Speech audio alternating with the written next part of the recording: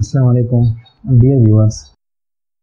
जिस तरह के हमने लास्ट टॉपिक में पढ़ा था कॉम्प्लीमेंट सिस्टम की क्लासिकल पाथवे के बारे में, जिसमें हमने कहा था कि हमारे पास डायरेक्ट इम्यूनिटी प्रोवाइड होती है bye the formation of MEC complex, mean membrane attack complex, और दूसरा उसमें जो मैकेनिज्म था वो थी हमारे पास इनडायरेक्ट इम्यूनिटी। इनडायरेक्ट इम्यूनिटी में हमने पढ़ा था कि ये क्या करते हैं, थ्रू ऑप्सोनिन मॉलिक्यूल काम करते हैं। और ऑप्सोनिन मॉलिक्यूल कौन से मॉलिक्यूल्स होते हैं? हमारे पास वो मॉलिक्यूल्स होते हैं जिसका एक साइड पैथोजेनिक सेल के साथ अटैच होता है और इसका दूसरा साइड जो होता है वो हमारे इम्यून सेल्स लाइक मैक्रोफेजेस और न्यूट्रोफिल्स उनके साथ अटैच होता है। तो इनडायरेक्ट इम्यूनिटी में जब ये ऑप्सोनिन मॉलिक्यूल जो C3b है और IgG है, ये जब एक बार पैथोजेनिक सेल के साथ अटैच हो जाए तो वो उनको डायरेक्टली किल नहीं कर सकते, बल्कि उनको किल करने के लिए वो क्या करते हैं, दूसरे इम्यून सेल्स को मैसेज भेजते हैं और वो जब वो मैसेज गेन करते हैं तो उसकी वजह से वो यहाँ पर आ जाते हैं जहाँ पर इसने पैथोजेनिक सेल को पकड़ा हुआ है और फिर वो आके उसको फेगोसाइट कर लेते हैं और इसी तरह उसकी डेथ काज करते हैं। तो इसलिए कि ये डायरेक्टली उसको नहीं किल कर सकते, हालांकि इसके जरिए इम्यूनिटी प्रोवाइड हो सकती है, तो इसलिए हमने इसको कहा था कि हमारे पास इनडायरेक्ट इम्यूनिटी है।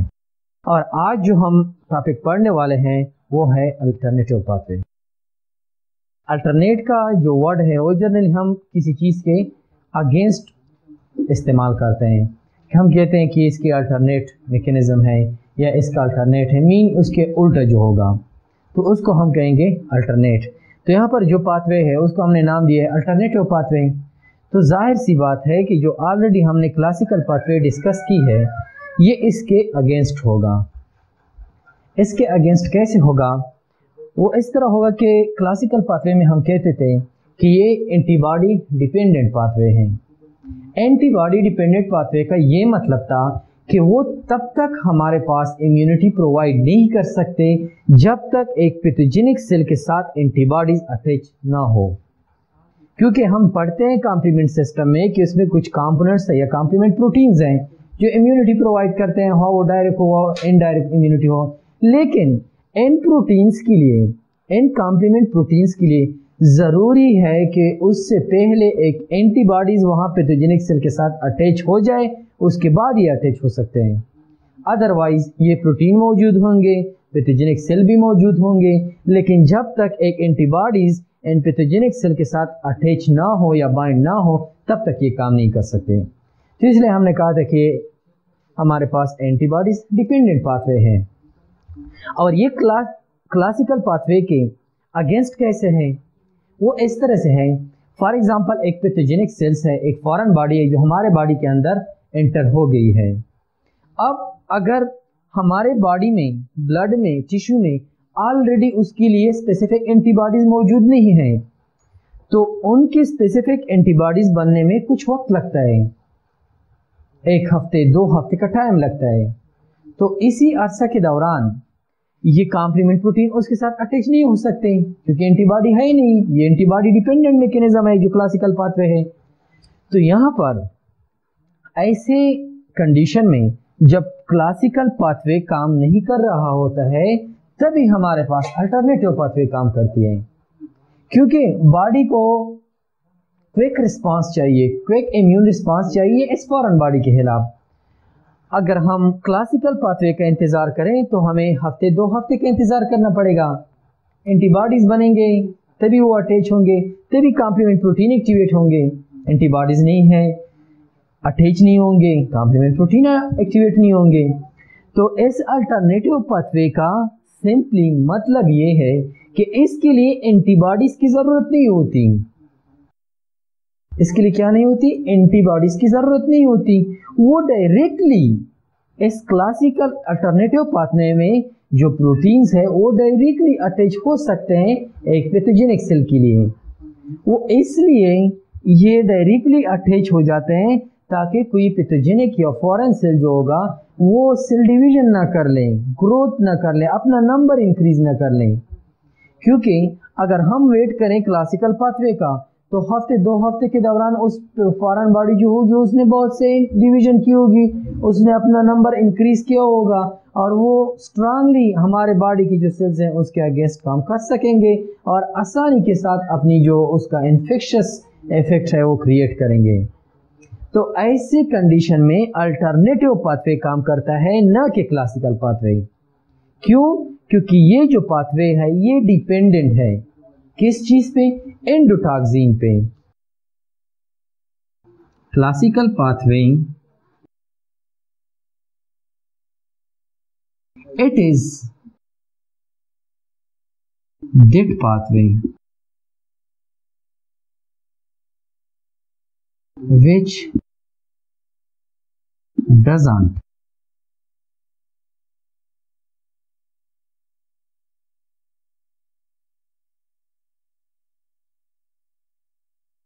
dictated by the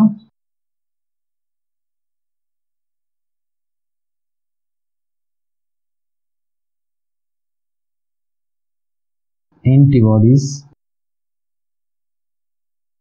binding। ये वो पाथवे है जिसमें एंटीबॉडीज का पैथोजेनिक सेल के साथ अटैच होना जरूरी नहीं है, बल्कि किस चीज का जरूरी होना जरूरी है? वो है in this pathway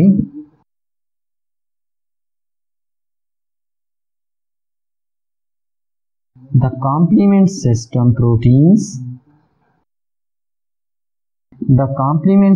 proteins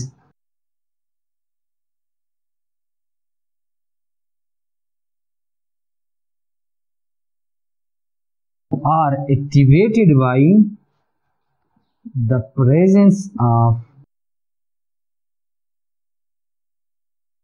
endotoxin and the membranes or surface of foreign or pathogenic cells।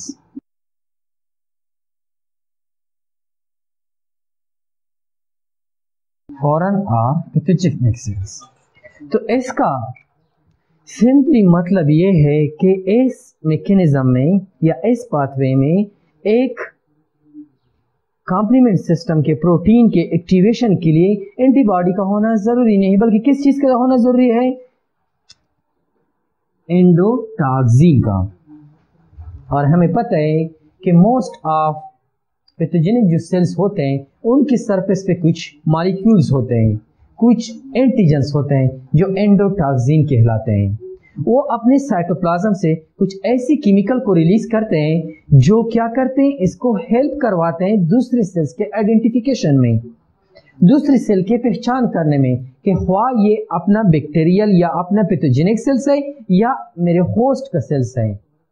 तो उस आइडेंटिफिकेशन के लिए endotoxin most of pathogenic cells के सरफेस पर मौजूद होते हैं, जिसके जरिए वो दूसरे सेल्स के आइडेंटिफिकेशन करते हैं, उसमें डिफरेंशिएशन करते हैं कि बॉडी का सेल्स है या ये मेरा अपना जैसे सेल्स है। तो वो नॉर्मली इस चीज के लिए यूज कर सकते हैं। लेकिन अगर क्लासिकल पाथवे हमारा काम नहीं कर रहा होता है तो ऐसे टाइम में अल्टरनेटिव पाथवे काम करता है और वो एंडोटॉक्सिन को इस्तेमाल करके कॉम्प्लीमेंट प्रोटीन को क्या करते हैं? उनको एक्टिवेट करते हैं। इसलिए हम इसको कहते हैं कि अल्टरनेटिव पाथवे। मीन यहाँ पर एंटीबॉडीज जरूरी है कि वो अटैच हो जाए, यहाँ पर जरूरी नहीं है, ये इसके अगेंस्ट, इसके उल्टा है हमारे पास। ठीक है, तो अब हम डायग्रामेटिकली शो करते हैं कि अल्टरनेटिव पाथवे में किस तरह से ये पैथोजेनिक सेल्स के साथ हमारा जो कॉम्प्लीमेंट्स प्रोटीन्स हैं वो अटैच हो जाते हैं और किस तरह से वो एक इम्यून रिस्पांस शो करते हैं और उस पैथोजेनिक सेल्स या फॉरेन सेल्स को किल करते हैं। तो लेट्स सी डायग्रामेटिकली देखते हैं। फॉर एग्जांपल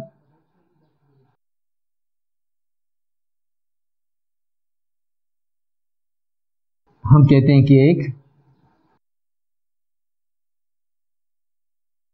बैक्टीरियल सेल्स है और इस बैक्टीरियल सेल्स ने अपने साइटोप्लाज्म से कुछ मॉलिक्यूल रिलीज किए हैं। इन मॉलिक्यूल को हम कहते हैं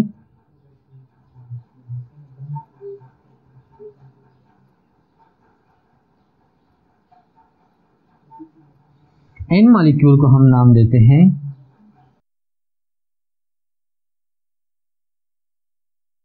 एंडोटॉक्सिन्स।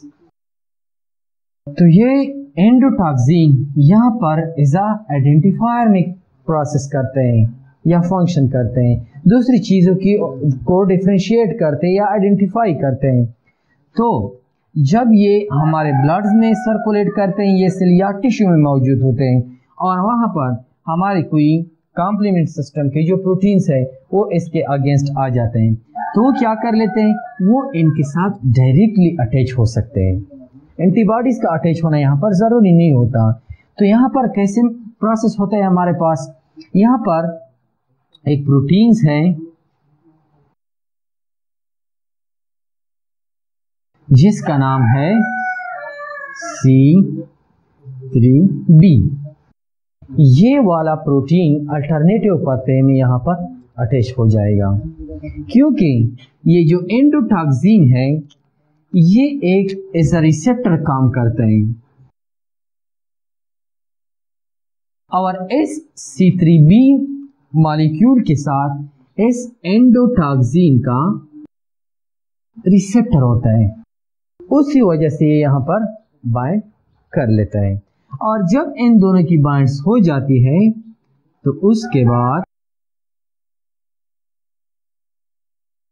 वही प्रोटियोलाइटिक एंजाइम रिलीज कर लेता है ये C3b मॉलिक्यूल्स, और क्या हो जाता है, यहाँ पर जो दूसरा प्रोटीन अटैच हो जाता है वो होता है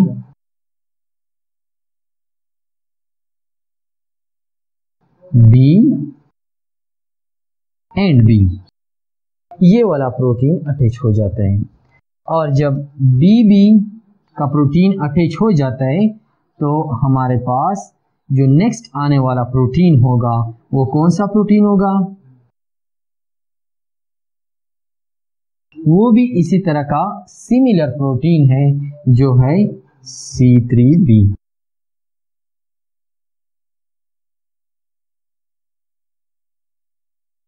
कौन सा प्रोटीन है, C3b। और हम ऑलरेडी क्लासिकल पाथवे में पढ़ चुके हैं, जब एक बार C3b अटैच हो जाए तो ये सेल अब तैयार है, ये चेन जो है, ये सीक्वेंस जो है अब तैयार है कि या तो वो डायरेक्ट इम्यूनिटी प्रोवाइड कर लें या एज ऑप्शनल मॉलिक्यूल इस्तेमाल होके इनडायरेक्ट इम्यूनिटी प्रोवाइड करें। और यहाँ पर ये कौन सी इम्यूनिटी प्रोवाइड करता है, डायरेक्ट इम्यूनिटी प्रोवाइड करता है। वो इस तरह से करता है कि इसके साथ रिसेप्टर होते हैं for what, for the next molecules which is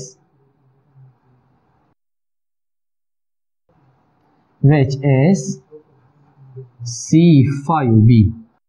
अब यहाँ पर ये सब यूनिट्स फॉर्म में होते हैं, लेकिन ये कॉम्प्लेक्स जो बनते हैं, फॉर एग्जांपल यहाँ पर BB C3b का कॉम्प्लेक्स इसको डिसोसिएट करता है, C3b BB को डिसोसिएट करता है, और N के डिसोसिएशन से इन सब की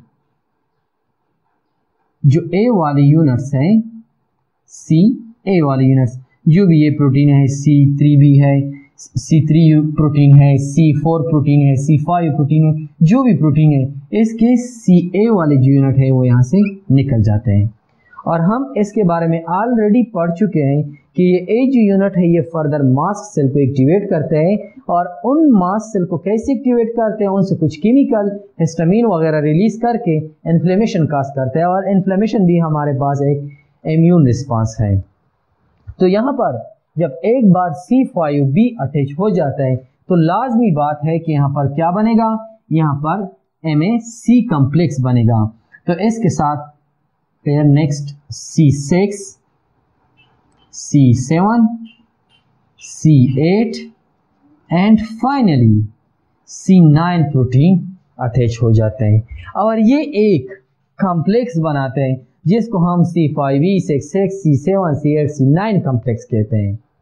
और इस कॉम्प्लेक्स का काम ये होता है कि डायरेक्ट इम्यूनिटी प्रोवाइड करें। जहां पर भी बनेगा, ख्वाह ये क्लासिकल पाथवे में बन रहा है या अल्टरनेटिव पाथवे में बन रहा है या लेक्टिन पाथवे में बन रहा है, जिस पाथवे में भी ये C5b, C6, C7, C8, C9 complex बनेगा या MEC कॉम्प्लेक्स जिसको हम कहते हैं वो बनेगा, तो वो डायरेक्ट इम्यूनिटी प्रोवाइड करेगा। अब ऑलरेडी हम पहले लेक्चर में इसके बारे में पढ़ चुके हैं कि ये किस तरह का एक स्ट्रक्चर बनाते हैं। ये जो सेल्स हैं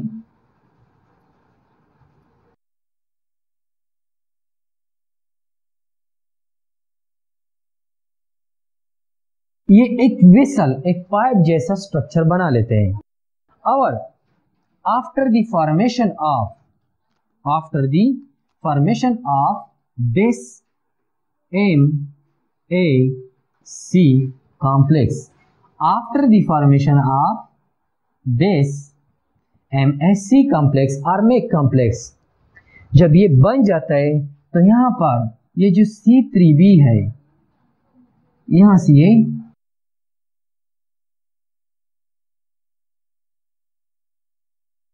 डिसोसिएट हो जाएगा, खुद को ब्रेकअप कर लेगा यहां से।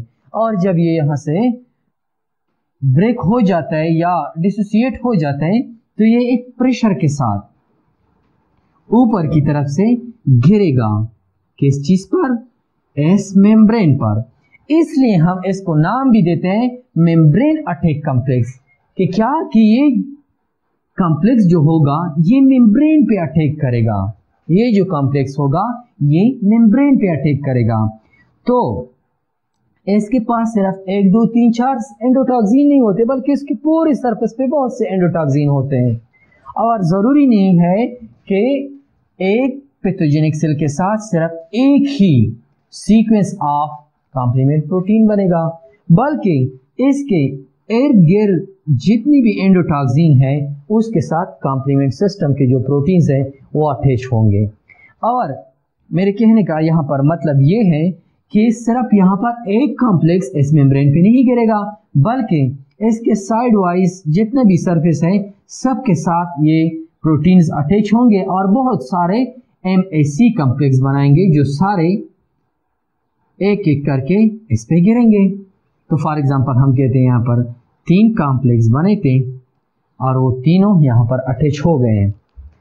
तो जब वो ऊपर से इस मेम्ब्रेन पे गिरते हैं तो एक प्रेशर के साथ गिरते हैं और उसी प्रेशर की वजह से इन पैथोजेनिक सेल्स का जो मेम्ब्रेन होगा वो रप्चर होके इसको क्या करेगा, इसके अंदर ये MAC कॉम्प्लेक्स इसके अंदर चले जाएंगे या इमिजिनेट कर लेंगे, जिस तरह के हम दीवार में किसी कील को ठोंकते हैं। तो इसी तरह ये MAC कॉम्प्लेक्स जो है ये यहाँ पर क्या हो जाएंगे, वो इंजेक्ट हो जाएंगे या इन्विजिनेशन कर लेंगे इस मेम्ब्रेन में। तो हमने पहले कहा कि एक ट्यूब सा स्ट्रक्चर है, एक पाइप सा स्ट्रक्चर होता है और पाइप का जो अंदर वाला एक होल्स होता है वो ओपन होता है। तो सेम ये जो कॉम्प्लेक्स है इसका जो एक अंदर वाला सरफेस है वो भी एम्प्टी है, खाली है, और एक खुला हुआ पाइप है। तो यहाँ से साइटोप्लाज्मिक कंपोनेंट इसके थ्रू बाहर निकल जाएंगे। क्या बाहर निकल जाएंगे? Cytoplasmic components. और जब इनके साइटोप्लाज्मिक कंपोनेंट्स बाहर निकल जाते हैं तो ये सेल्स जो हैं वो बेकार हो जाते हैं, क्योंकि इसके जितनी भी न्यूट्रिएंट्स हैं, इसकी जितनी भी ऑर्गेनेल्स हैं, इसकी जितनी भी बाकी कंपोनेंट्स हैं जिसके बेस पे ये सरवाइव कर रहा है वो सारे जब निकल जाते हैं तो ये ऑटोमेटिकली ये वाला सेल जो होगा वो खिल कर जाएगा या इसकी डेथ कास्ट हो जाएगी। तो अगर हम यहाँ पर देखें, जिस तरह हमने क्लासिकल पाथवे में MAC का पढ़ा था कि MAC इस तरह बनते हैं और इसी तरह वो अटैक करके एक सेल को किल करता है, और उसको हमने क्या था कि ये डायरेक्ट इम्यूनिटी है। तो सेम मैकेनिज्म यहाँ पर भी प्रोवाइड हो गया है और सेम प्रोसेस के थ्रू इसने एक तो पैथोजेनिक सेल को किल किया है। तो इसलिए इस इम्यूनिटी को भी हम डायरेक्ट इम्यूनिटी कहेंगे। मतलब कि अल्टरनेटिव पाथवे जो है वो भी क्या करेगा, डायरेक्ट इम्यूनिटी प्रोवाइड करेगा। Direct immunity by the formation और by the help of MAC membrane attack complex. तो इसी के जरिए ये यहां पर क्या करेगा, हमारे पास अल्टरनेटिव पाथवे में विदाउट एंटीबॉडीज बाइंडिंग सिर्फ जब एक बार इसको एंडोटॉक्सिन मिल जाते हैं तो ये एक्टिवेट होके एमईसी बना लेगा और एमईसी फिर क्या करेगा, डायरेक्ट इम्यूनिटी प्रोवाइड करेगा। तो ये थी हमारे पास अल्टरनेटिव पाथवे। इसके बाद जो लास्ट पाथवे है वो है लेक्टिन पाथवे। होप कि यहाँ तक आपको समझ आ गया होगा, क्योंकि एक सिंपल सा मैकेनिज्म है जिसके बारे में हम ऑलरेडी पढ़ चुके हैं। फर्क सिर्फ इतना है कि क्लासिकल पाथवे में यहाँ पर एंटीजेंस के साथ पहले एंटीबॉडीज बाइंड हो रहे थे और उसके बाद C1, C4b, C2b and C3b attach हो रहे थे। इसमें सिर्फ फर्क है कि यहाँ पर एंटीबॉडीज बाइंड नहीं होते, एंडोटॉक्सिन के साथ डायरेक्ट प्रोटीन अटैच होता है, लेकिन जो सीक्वेंस है वो थोड़ा सा चेंज है फ्रॉम द क्लासिकल पाथवे। इसको सिर्फ ध्यान में याद रख लें, बाकी मैकेनिज्म जो है वो सेम है, क्योंकि जब एक बार C3b अटैच हो जाता है आफ्टर BB तो बाकी जो मैकेनिज्म है एमईसी कॉम्प्लेक्स का बनना और उसका फंक्शन करना वो सेम है क्लासिकल पाथवे की तरह।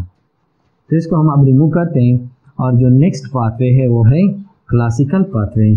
क्लासिकल पाथवे नहीं, लेक्टिन पाथवे। तो लेक्टिन पाथवे को भी पढ़ते हैं।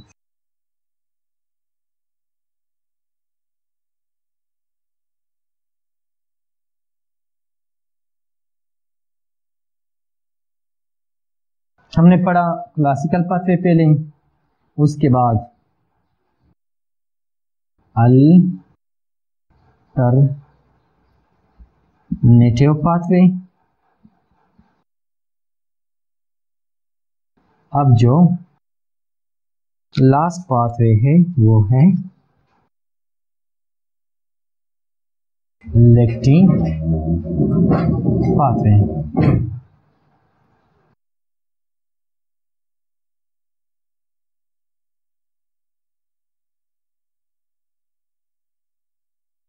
जो क्लासिकल पाथवे और लेक्टिन पाथवे हैं इनका मैकेनिज्म बाकी सेम है। फर्क सिर्फ इतना है कि ये एंटीबॉडी डिपेंडेंट है और ये एंटीबॉडी डिपेंडेंट नहीं है, बल्कि किस चीज की डिपेंडेंट है वो यहां पर हम पढ़ते हैं।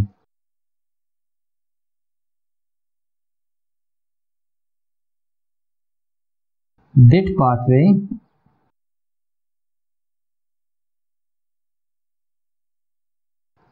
which is activated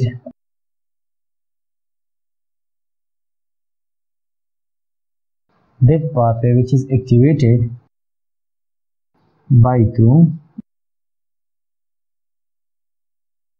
the presence of menin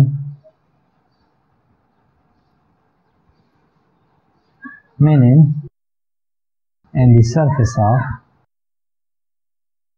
surface of foreign cells। ये जो पाथवे है ये किस चीज के जरिए एक्टिवेट होता है? ना तो ये एंटीटॉक्सिन की वजह से एक्टिवेट होता है और ना ये एंटीबॉडीज की वजह से एक्टिवेट होता है, बल्कि किस चीज की वजह से एक्टिवेट होता है? ऐसे सेल्स जिनके सरफेस पर मेनिन मॉलिक्यूल्स हो। अगर मेनिन मॉलिक्यूल मौजूद है किस चीज पर? On the surface of pathogenic cells, तो ये वाला पाथवे एक्टिवेट होगा। अगर एंडोटॉक्सिन मौजूद है तो अल्टरनेटिव पाथवे एक्टिवेट होगा। अगर एंटीबॉडीज मौजूद है तो क्लासिकल पाथवे एक्टिवेट होगा। अब हम कहते हैं कि ये लेक्टिन पाथवे है, इसको हम लेक्टिन का नाम इसलिए देते हैं, let's see diagrammatically we try to explain it. अब ये फॉर एग्जांपल हम कहते हैं कि एक बैक्टीरियल सेल्स हैं। अब ये जो बैक्टीरियल सेल्स हैं ये कुछ प्रोटीन प्रोड्यूस करता है अपने सरफेस पर, कुछ प्रोटीन प्रोड्यूस करता है अपने सरफेस पर।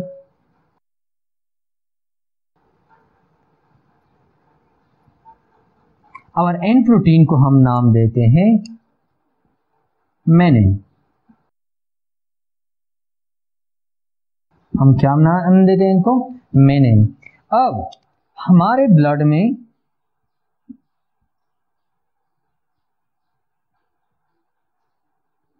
हर वक्त एक और प्रोटीन मौजूद होता है जिसको हम कहते हैं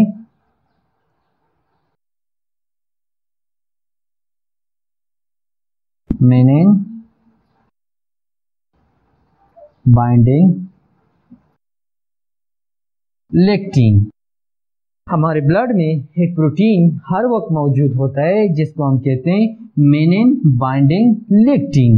मतलब वो लेक्टिन प्रोटीन जो मेनिन के साथ बाइंड हो सकता हो उसको हम कहते हैं मेनिन बाइंडिंग लेक्टिन, और वो हमारे ब्लड में मौजूद होता है। फॉर एग्जांपल एक बैक्टीरियल सेल्स हमारे बॉडी के अंदर आ गई है और उसने मेनिन प्रोटीन अपने सरफेस पर एज अ एंटीजन शो किए हैं, रिप्रेजेंट किए हैं, तो क्या होगा जब यहां से मेनिन बाइंडिंग लेक्टिन प्रोटीन आएंगे यहां पर, तो क्या करेंगे, यहां पर इजीली एक्टिवेट हो जाएंगे मेनिन बाइंडिंग लेक्टिन। इसको हम MBL शॉर्ट फॉर्म में भी कह सकते हैं। MBL means mannan binding lectin proteins. अब जब मेनिन और MBL के दरमियान एक कॉम्प्लेक्स बन जाता है, after the complex MBL protein is activated. After the activation of MBL, this MBL protein release some proteolytic enzymes. These proteolytic enzymes further activate other protein of complement system.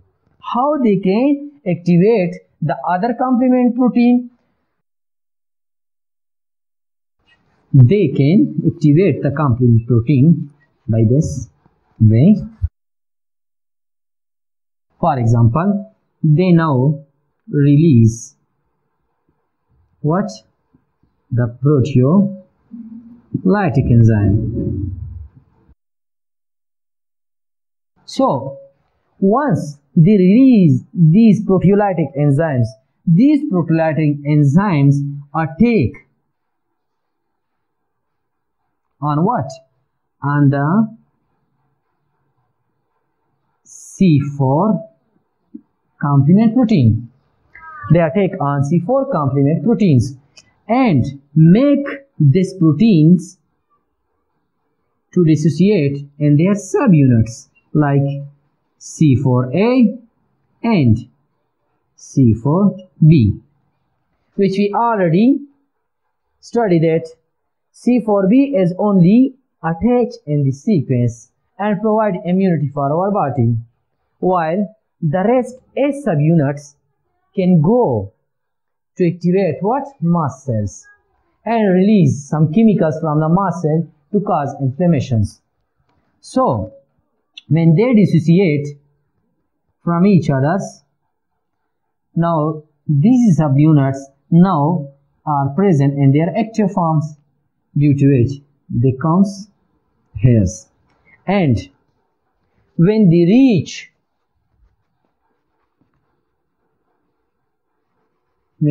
what? Their receptors which is present on the MBLs. The receptors which is present on the MBLs. So they directly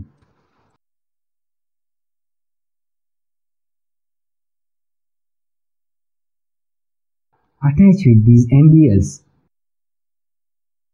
Which one protein attach here? C4B. और तो जिस तरह हमने already classical pathway में पढ़ा था कि जब एक बार C4B अटैच हो जाता है तो फर्दर एक्टिवेट करता है किस प्रोटीन को? फॉर एग्जांपल ये इनके रिसेप्टर्स हैं, ये एक्टिवेट करेगा C2B को। पहले ये इसको डिसोसिएट करता है, आफ्टर डिसोसिएशन इसकी जो A वाली यूनिट है C2A वो निकल जाएगी और जो रिमेनिंग C2B है वो यहाँ पर अटैच हो जाएगी। और जब ये C4B और C2B बाइंड हो जाते हैं, एक दूसरे के साथ बाइंड हो जाते हैं, तो ये एक कॉम्प्लेक्स बनाते हैं और इस कॉम्प्लेक्स को हम नाम देते हैं C4B एंड C2B कॉम्प्लेक्स। और इस C4B एंड C2B कॉम्प्लेक्स का काम होता है C3 कन्वर्टेज, जो हम ऑलरेडी क्लासिकल पाथवे में पढ़ चुके हैं। तो ये क्या करेंगे, C3 को कन्वर्ट करेंगे इनके सब यूनिट्स में। फॉर एग्जांपल ये दो यूनिट्स है C3A C3B जो एक दूसरे के साथ अटैच होते हैं, तो ये क्या करेगा, इन दोनों को डिसोसिएट करेगा और इसकी A वाली यूनिट निकल जाएगी और जो B वाली यूनिट है वो यहाँ पर आके क्या हो जाएगी, वो यहाँ पर अटैच हो जाएंगी C3B। अच्छा, after the formation of this complex C4B and C2B which can convert C3 into their subunits. When their subunit is formed, the A units as go from here and the remaining B unit attach here. So when C3B attach with the C4B and C2B complex, they then form a new complex which is C4B, C2B and C3B complex. Okay, तो जैसे कि हम already पढ़ चुके हैं कि जब C3B protein attach हो जाता है इस सीक्वेंस के साथ, तब इसकी इम्यून फंक्शन स्टार्ट हो जाती है। यहां से इसके बाद या ये तो फिर डायरेक्ट इम्यूनिटी प्रोवाइड करेगा या is the auxin molecule use होके इनडायरेक्ट इम्यूनिटी प्रोवाइड करेगा। तो यहाँ पर हम कहते हैं कि सेम है सेम है क्लासिकल पाथवे की, तो यहाँ पर ये डायरेक्ट इम्यूनिटी प्रोवाइड करेगा। इसलिए ये C5 कन्वर्टेज, ये जो C4B C2B C3B कॉम्प्लेक्स है, ये C5B कन्वर्टेज का काम C5 कन्वर्टेज का काम करेगा। तो इसलिए उनके दोनों यूनिट को क्या करेगा, एक दूसरे से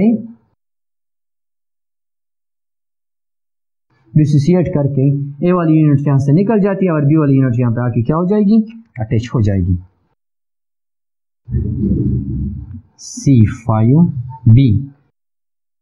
तो आप ज़हन में ये याद रख लें कि जब भी C5B का प्रोटीन अटैच होगा तो जरूरी बात है, मस्ट है यहाँ पर कि यहाँ पर क्या बनेगा, MEC कॉम्प्लेक्स बनेगा, मेम्ब्रेन अटैक कॉम्प्लेक्स बनेगा। ये लाजमी बात है कि जब एक बार C5B अटैच हो जाता है तो लाजमी बात है यहाँ पर MEC कॉम्प्लेक्स बनेगा। और जब C3B यहाँ पर एक बार अटैच हो जाता है तो या तो ये exotoxin molecule indirect immunity provide करता है या एज MEC कॉम्प्लेक्स बना के डायरेक्ट इम्यूनिटी प्रोवाइड करता है। तो इसलिए इन दो प्रोटीन को जहन में रख लें। अब इसके बाद हमने ऑलरेडी पढ़ा है यहाँ पर C6 C7 C8 and finally C9, और ये C5B C6 C7 C8 C9 एक कॉम्प्लेक्स है जिसको हम कहते हैं MEC कॉम्प्लेक्स। और ये कॉम्प्लेक्स जब यहाँ से डिसोसिएट हो जाता है तो इस पर एक प्रेशर के साथ गिरता है और इसी वजह से इसके मेम्ब्रेन में सुराख कर लेता है और अंदर चला जाता है। और ये कंप्लीट अंदर नहीं जाता बल्कि कुछ पार्ट इसका ऊपर रह जाता है, एक्सटर्नल रह जाता है, और कुछ पार्ट जो है वो इंटरनली साइटोप्लाज्म में एंटर कर लेता है और इस पाइप के थ्रू इसके साइटोप्लाज्मिक कंपोनेंट्स निकल जाते हैं। और यहाँ पर ये याद रख लें कि जो मेम्ब्रेन्स बस्ट होता है या ब्रेक होता है ये एंजाइमेटिकली या केमिकली नहीं होता बल्कि बाई फोर्स बाई प्रेशर इसके गिरने की वजह से ये मेम्ब्रेन ब्रेक हो जाता है। और जब इनके साइटोप्लाज्मिक कंपोनेंट निकल जाते हैं तो ये सेल ऑटोमेटिकली फेल कर जाता है। तो ये थी हमारे पास लेक्टिन पाथवे में। तो इन तीनों में फर्क क्या था? फर्क ये था कि जो क्लासिकल पाथवे थी इसमें एंटीबॉडीज यूज हो रहे थे, एंटीबॉडीज डिपेंडेंट थी, और जो अल्टरनेटिव पाथवे थी वो क्या थी? वो थी एंडोटॉक्सिन डिपेंडेंट। और जो लेक्टिन पाथवे है वो है मेनिन डिपेंडेंट। जब एक बार मेनिन अटैच हो जाता है तो यहाँ पर लेक्टिन पाथवे इस्तेमाल होगी, और जब एक बार एंडोटॉक्सिन इस सरफेस पे, इस पैथोजेनिक सरफेस पे आ जाता है तो अल्टरनेटिव पाथवे होगी, और जब एक बार यहाँ पर एंटीजन के साथ एंटीबॉडीज अटैच होगी, कौन सी एंटीबॉडीज? IgG और IgM, तो क्लासिकल पाथवे होगी। और इसके अलावा ये भी ध्यान में रख लें कि जो अल्टरनेटिव और लेक्टिन पाथवे है ये क्या है, ये दोनों जो है डायरेक्ट इम्यूनिटी प्रोवाइड करते हैं, और जो क्लासिकल पाथवे है वो डायरेक्ट इम्यूनिटी भी प्रोवाइड करते हैं और indirect immunity by through auxin molecule provide करते हैं। तो इस टॉपिक में हमने जो तीनों पाथवेज थी, क्लासिकल पाथवे, अल्टरनेटिव पाथवे और लेक्टिन पाथवे, सबको एक एक करके हमने डिस्कस किया। तो उम्मीद करता हूँ कि ये तीनों पाथवे आपको अच्छी तरह समझ आ गई होगी। और नेक्स्ट क्लास में हम पढ़ेंगे कि किस तरह से जब एक बार ये पाथवेज जो हैं जिनके कॉम्प्लेक्स बनते हैं और इम्यूनिटी प्रोवाइड करते हैं और ये इम्यूनिटी प्रोवाइड कर लेते हैं, तो कैसे यहाँ पर जो स्टार्ट वाले प्रोटीन है यहाँ तो हम कहते हैं ना कि C3b के बाद जो कॉम्प्लेक्स बनता है वो यहाँ से रिमूव हो जाता है, लेकिन ये जो स्टार्ट वाली यूनिट है वो कैसे यहाँ से फिर डिसोसिएट हो जाता है, उनको कैसे पता चलता है कि हमारा जो इम्यून फंक्शन है वो कंप्लीट हो गया है। तो आज के लिए इतना ही था। अगर आपको मेरी ये वीडियो अच्छी लगी हो तो काइंडली हमारे चैनल को सब्सक्राइब कर लें। हमारा चैनल है साइंस एकेडमी, उसको सब्सक्राइब कर लें और बेल वाली आइकन को क्लिक कर लें ताकि आगे आने वाली वीडियोस की या आने वाली लेक्चर्स की नोटिफिकेशन आपको वक्त पे मिल सके। Thank you.